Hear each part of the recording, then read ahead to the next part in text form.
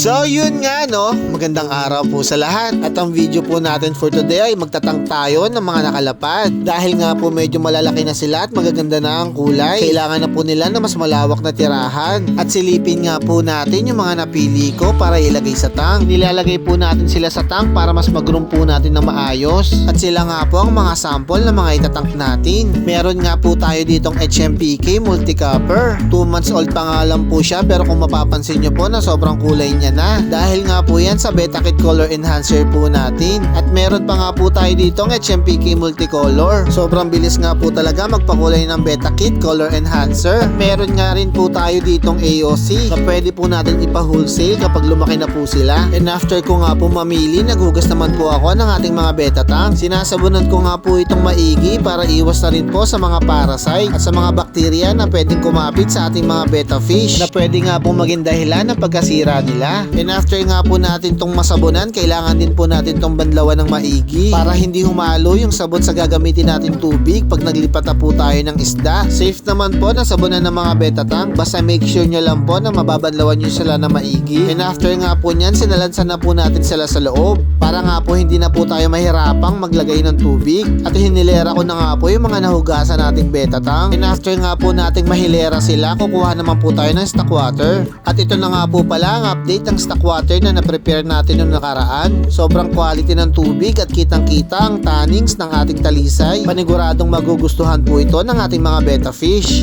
At isa-isa ko na nga pong nilagyan ng ating mga beta tank.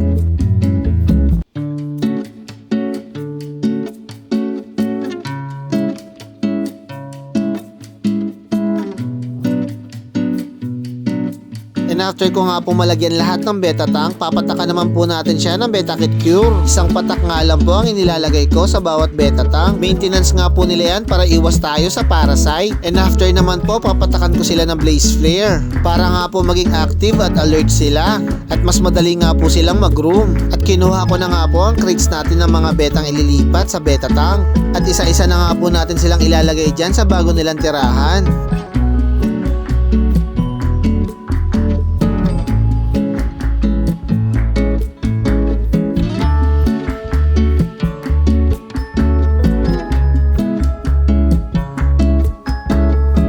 After nga po natin may lagay sila sa mga beta tank, isasalansan naman po natin sila sa beta racks. Naka-open flare nga po pala ang mga divider natin para nga po recta groom na rin sila habang nagpapalaki po tayo. At ganyan ko nga lang po pine-prepare ang ating mga beta na ilalagay sa bagong tanks. Nakadepende rin po kasi sa pagpapalaki natin ang magiging quality ng ating mga isda at kung paano nyo rin po sila inaalagaan. Kaya nga po mahalaga na marunong tayo ng proper keeping at kung paano magpalaki ng mga beta kung gusto po natin magkaroon ng quality at magandang mga alaga. At hanggang dito na lang po. Share and follow for more.